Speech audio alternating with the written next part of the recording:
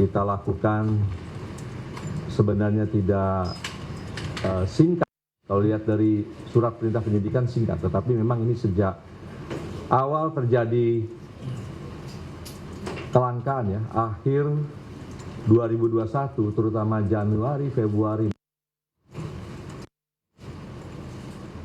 kita menyaksikan bahwa minyak goreng langka dan ini menjadi kesulitan bagi masyarakat banyak ya, terutama masyarakat kecil yang berkaitan dengan usahanya butuh dengan minyak goreng tersebut. Kasus posisi intinya adalah bahwa ada kebijakan pemerintah ya untuk melindungi, menjamin ketersediaan minyak goreng maupun dengan harga yang terjaga, yaitu Keputusan Menteri Perdagangan nomor 129 dan dirubah dengan Permendak nomor 170 di bulan Maret 2022. Yang intinya adalah bahwa apabila akan dilakukan ekspor ya, maka bagi perusahaan-perusahaan tersebut diwajibkan untuk memenuhi atau domestic market obligation itu sebesar 20% di ketentuan yang pertama, kemudian 30% di ketentuan yang kedua yaitu 170 tahun 2002 dari Kementerian Perdagangan. Dan kita sejak awal sudah melakukan pengamatan bagaimana ekspor yang dilakukan, sehingga kita dapat memastikan dengan 20% ataupun 30% harusnya barang tersebut ada. Tapi karena ini terjadi kelangkaan, sehingga kejaksaan melakukan penelusuran, melakukan penyelidikan, maka telah ditemukan alat bukti yang cukup bahwa persetujuan ekspor yang dikeluarkan oleh Kementerian Perdagangan, khususnya ya oleh Dirjen Daglu yang kita tetapkan sebagai tersangka, itu dilakukan dengan cara melawan hukum atau realnya kita ketahui DMO tersebut tidak terpenuhi secara, sehingga ya minyak goreng tersebut tidak ada di pasar. Itu yang kira-kira kasus posisi yang kita putuskan bahwa kita akan melakukan penyidikan sebagaimana perintah Presiden agar ini segera tuntas. Maka kita juga sudah menambah tenaga penyidik untuk mempercepat, dan kita beberapa hari setelah penyidikan kita telah melakukan pemeriksaan sudah 30 orang saksi dan 4 orang tersangka tentunya ya sudah kita periksa terlebih dahulu.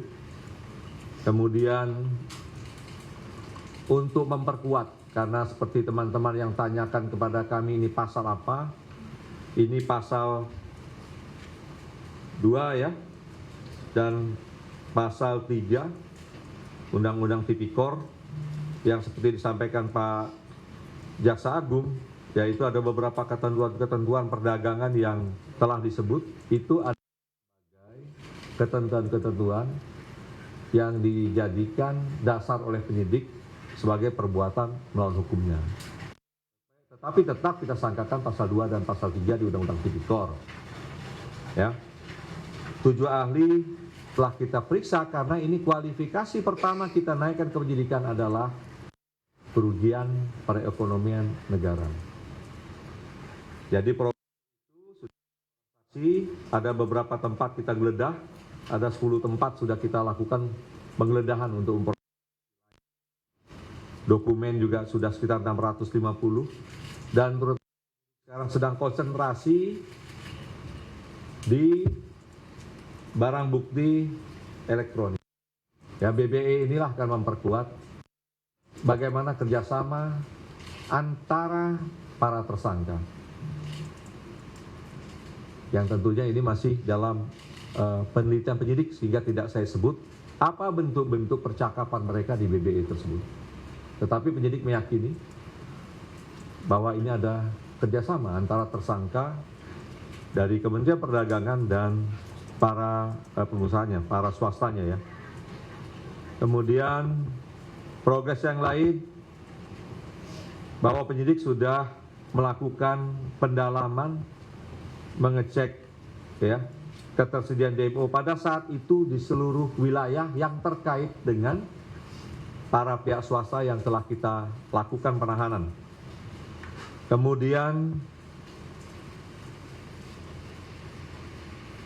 juga ada beberapa tindakan penyitaan terhadap beberapa alat bukti, khususnya dokumen-dokumen penting. Dan yang kemajuan yang paling baik saya melihat dari kegiatan penyidik adalah kemarin telah dilakukan diskusi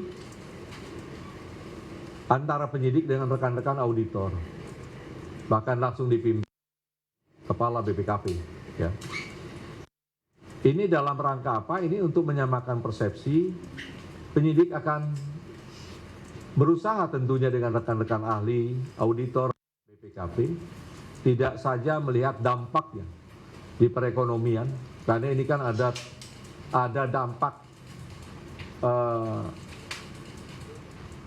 kelanjutannya seperti kebijakan pemerintah BLT maupun kebijakan-kebijakan yang lain. Tetapi di BPKP kemarin juga sudah mulai dibahas kerugian negara yang terjadi. Dalam kualifikasi itu butuh waktu pasti. Tapi akan kita usahakan secepat mungkin ini akan kita selesaikan. Untuk lebih jelasnya karena pertanyaan begitu banyak, maka saya rasa itu saja yang dapat saya sampaikan, mulai dari modus yang terjadi, sangkaan pasal, kemudian perkembangan yang telah penyidik peroleh.